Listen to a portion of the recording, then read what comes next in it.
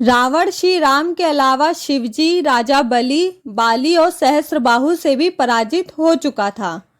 बाली से रावण की हार। एक बार रावण बाली से युद्ध करने के लिए पहुंच गया था।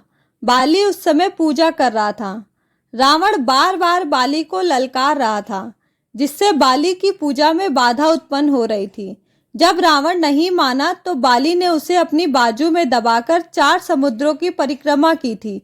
बाली बहुत शक्तिशाली था और इतनी तेज गति से चलता था कि रोज सुबह सुबह की 4 समुद्रों की परिक्रमा कर लेता था।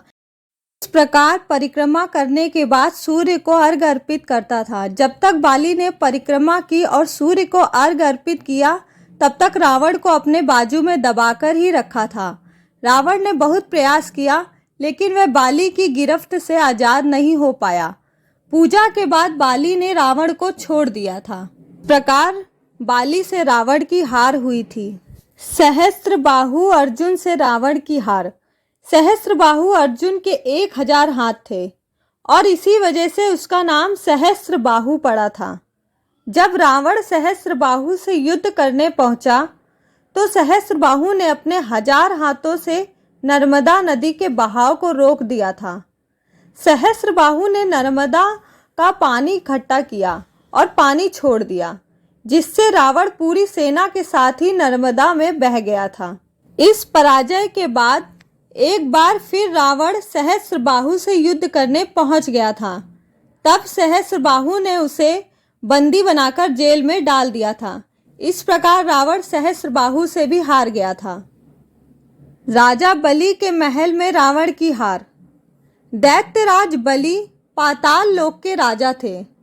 एक बार रावण राजा बलि से युद्ध करने के लिए पाताल लोक में उनके महल तक पहुंच गया था। वहां पहुंचकर रावण ने बलि को युद्ध के लिए ललकारा। उस समय बलि के महल में खेल रहे बच्चों ने ही रावण को पकड़कर घोड़ों के साथ अस्तबल में बांध दिया था। इस प्रकार राजा बलि के महल में भी रावण की हार हुई थी। शिव जी से रावण की हार।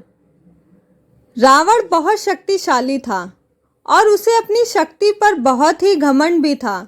रावण इस घमंड के नशे में शिव जी को हराने के लिए कैलाश पर्वत पहुंच गया था। रावण ने शिव जी को युद्ध के लिए ललकारा, लेकिन महादेव तो ध्यान में लीन थे। रावण कैलाश पर्वत को उठाने लगा। तब शिव जी ने पैर के अंगूठे से ही कैलाश का भार बढ़ा दिया। इस भार को रावण उठा नहीं सका और उसका हाथ पर्वत के नीचे दब गया। बहुत प्रयत्न के बाद भी रावण अपना हाथ वहां से नहीं निकाल सका। तब रावण ने शिव जी को प्रसन्न करने के लिए उसी समय शिव तांडव का स्रोत रच दिया। शिव जी इस स्रोत से बहुत प्रसन्न हो गए और उन्होंने रावण को मुक्त कर दिया। मुक्त होने के पश्चात रावण ने शिव जी को अपना गुरु बना लिया। इस प्रकार रावण शिव जी से हार तो गया, लेकिन उसके बाद वो शिव जी का बहुत ही बड़ा भक्त बन गया।